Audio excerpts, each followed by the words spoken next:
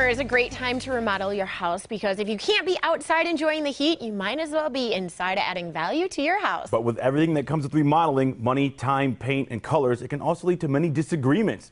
Kat Robey joins us now to give us some tips for staying cool, calm, and collected in the heat of the moment. Kat, how are you? That's the challenge. I know. Sounds like it. The calm and collected part. I mean, the cool might be easier, but yeah, this is a big topic. It is. Really stressful to change your house. And I don't think you walk into this process thinking about the amount of fights that it can actually cause. Because it's really exciting. It is, and you're like super excited to see the outcome, but it can be a very stressful time. Yeah, I think one of the biggest things is people don't understand what goes into the process they think they're going to do. We're going to just redo the kitchen. Right. That's massive. Or even if it's just picking a paint color for the bedroom. You know, like these are things that you have to agree on. That's another key. So being able to come to some sort of agreement and work together and be happy with the results, that's a big deal. And oftentimes it brings up other issues. Well, I guess we'll talk about that. Exactly. And especially when I think two people are type A. Yeah. And it's like, it's my way or the highway. No, it's my way or the highway. And you have such vastly different ideas. Yeah. Well, and think about the other thing, too, is these projects can be so big that you're then displaced, like in some way. Maybe it's just a bathroom remodel, but you don't have access to that bathroom for a while. Or, you know, you're in a hurry one day for work and you don't have all your stuff together. And so it's like just this added layer of things aren't in my regular routine, which can in itself be really stressful. So again, not a big deal, but even when you're just painting and moving furniture around, it can put you out of sorts a little bit. Because some of these decisions, it's not like we're going to decide what cereal to have for breakfast. This is, we're going to see, you mentioned the paint in the bedroom every day. Right. I wake up, there it is. I go to bed, there it is. So Yes. it's important. Yeah, and it affects, again, smaller scale, you know, maybe it's $20, $50 for some paint and supplies, but large scale, this can be $50, $70, $100, couple $1,000. A second mortgage. Second mortgage. And, you know, some people go into that knowing, like they'll buy the home, knowing a lot of work needs to be done. But that's the thing, you're in this together. That's one of the ways to try to get through it a little bit easier. Is remember, you're a we in all of this. And so when it comes down to something goes wrong, something's over budget, something's not time planned well, because that's the other thing, people don't really know that every single time it's going to go over budget or it's going to go over the amount of time you think you're going to be displaced. Right. So then the stress is multiplied and you're working, you know, against each other. You're blaming each other. How did you even start this project with, you know? So being able to talk to each other and remember you're both being affected, you're both in this together is another key to staying somewhat sane during the process.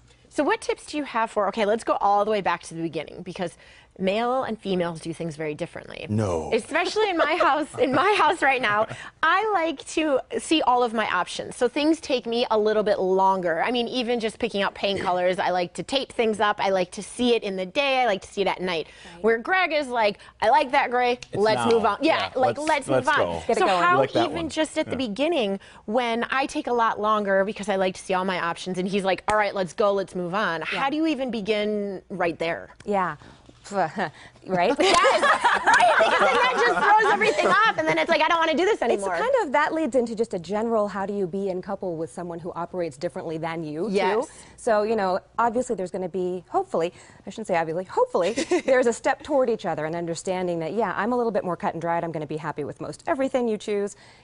You take a little bit longer than maybe you need to. Maybe you can push that up a little bit. You know, some sort of kind of compromise dance that happens.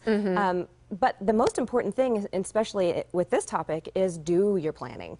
Do your research. Know exactly what you're getting into before you spend any money. Because you might be doing things thinking that you understand the process, that then you have to undo something to do another piece of it because you didn't understand. A lot of times I often say, at least consult with a designer so that you know what the process should look like, even if it's just an hourly consultation to see, well, do I really know what I'm about to get into, even if I'm going to do some of the work myself? You know, so to answer your question, recognize who you married.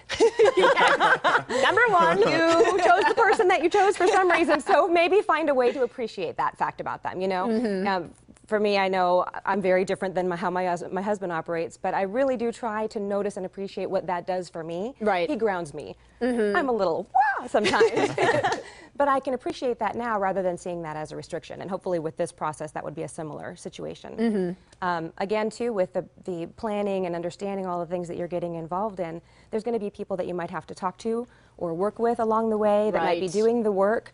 You know, decide how you want to communicate with them. Understand that maybe not everybody works in an ethical manner. Maybe people are going to make mistakes. We had a renovation. They walked away from the job. Oh. Thankfully, we What? hadn't completely paid for it yet. So things happen, and you really, really need to plan for everything and then some. Excuse me. So being aware of that, I think, is really important. And again, kind of operating as a team, understanding what your limits are. You know, a lot of times there's things that you can do. DIY stuff, you know. I'm going to do this plumbing, I'm going to do this part of the painting, or whatever the case may be. Just know your limits. Right. You know, a lot of times people have done projects thinking that they have enough expertise that then causes more damage and more money. And there's another stressor, right? I mean, Oh, yeah. not only are you out of time, so to speak, in your routine, you're also spending money. And if there's a Right. mistake or an overage somewhere, or somewhere where you don't agree and it's time to do it, you're going to have to strike, and something's going to get overpaid. Or so there's just really a lot to consider. You cannot plan enough. Right. Yeah.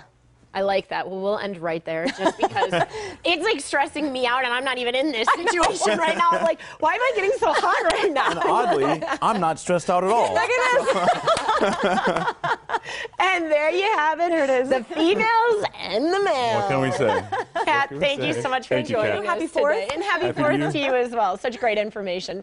And coming up next, we meet actually, we've already met the U of A players. How about this, though? Right after the break, we have There tips you for making go. sure your team doesn't drink during this 4th of July weekend. Stick around.